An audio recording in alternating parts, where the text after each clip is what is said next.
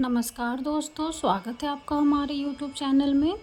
आज की इस वीडियो में हम जानेंगे कि नवरात्रि व्रत के दौरान अगर पीरियड्स शुरू हो जाएं तो माँ का पूजन कैसे करें।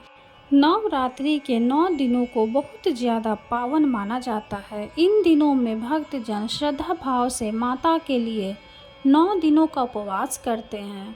खास तौर पर महिलाएं माता की आराधना बड़े ही श्रद्धा भाव से करती है और घर में कलश और ज्योति की भी स्थापना करती हैं। पूरे 9 दिनों तक दुर्गा सप्तशती का पाठ होता है और माता की आरती सुबह व शाम होती है। साधना, जप और ध्यान का पर्व है नवरात्रि। इन 9 दिनों में माता के 9 स्वरूपों की पूजा की जाती है।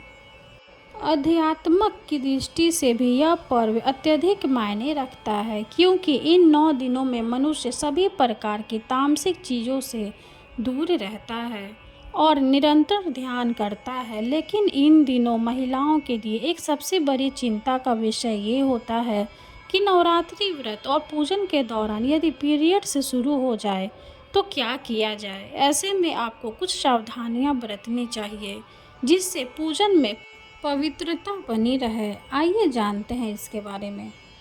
महिलाओं का मासिक चक्र 22 से 28 दिन का होता है और सभी को अपने पीरियड्स की डेट का पहले से ही अनुमान होता है। ऐसे में यदि आपको लगता है कि 9 दिनों के बीच पीरियड्स की डेट पड़ रही है तो आपको पहले से ही सचेत होकर पूरे 9 दिनों का उपवास नहीं करना चाहिए।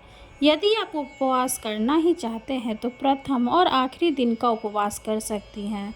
इसके अलावा यदि नवरात्रि शुरू होने से पहले ही मासिक धर्म की शुरुआत हो चुकी है तो आप नवरात्रि का उपवास ना करें।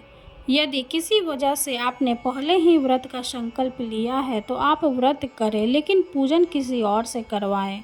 हिंदू मान्यता अनुसार पीरियड्स में मंदिर में प्रवेश करना वर्जित होता है। यदि आप शादीशुदा हैं तो अपने पति से पूजन करवा सकती हैं। यदि पीरियड्स की आशंका है तो आप कलश स्थापित ना करें, क्योंकि कलश स्थापना के अपने अलग ही नियम हैं। इसलिए कलश वाले स्थान को बहुत ज़्यादा पवित्र रखना पड़ता है। यदि कलश स्थापित हो चुका है तो आपको कलश से दूरी बनाए रखनी चाहिए। यदि कलश आपने स्पर्श हो गया है तो इसकी पवित्रता खत्म हो सकती है। अतः कलश को बहुत ज़्यादा पवित्र स्थान पर ही स्थापित करना चाहिए। पीरियड्स के दौरान आपको माता के लिए भोग भी नहीं तैयार करना चाहिए। ऐसे समय में बनाया गया भोग माता द्वारा स्वीकार नहीं होता है। यहाँ तक कि माता का भोग भी किसी और से लगवाएं। यदि आपने पहला व्रत रख लिया और आपको आखिरी व्रत में पीरियड्स शुरू हो गए हैं तब भी आपको आखिरी व्रत अवश्य रखना चाहिए और कुछ नियमों का पालन करना चाहिए, जैसे माता की तस्वीर का स्पर्श ना करें और मंदिर में प्रवेश से बचें। जिस समय आपका मासिक धर्म खत्म हो जाए उस समय नहाकर साफ वस्त्र धारण करके माँ भगवती का पूजन करें।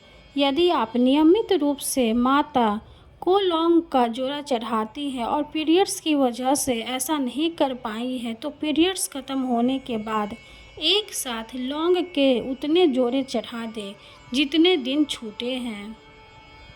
यदि आप नियमित रूप से दुर्गा सप्तशती का पाठ करती आई हैं और बीच में आपको पीरियड्स शुरू हो जाए तो आपको ये पाठ अपने मोबाइल पर पढ़ना चाहिए, जिससे पाठ खंडित ना हो सके। यदि पढ़ नहीं पा रही हैं तो आप मोबाइल पर इसे सुन भी सकती हैं।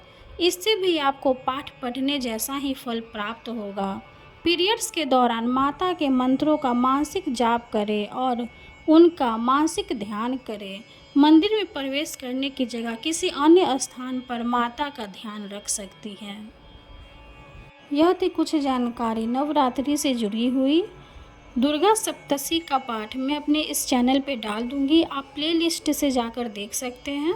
वीडियो अगर अच्छी लगे तो लाइक कर दें, चैनल को सब्सक्राइब कर दें। धन्यवाद।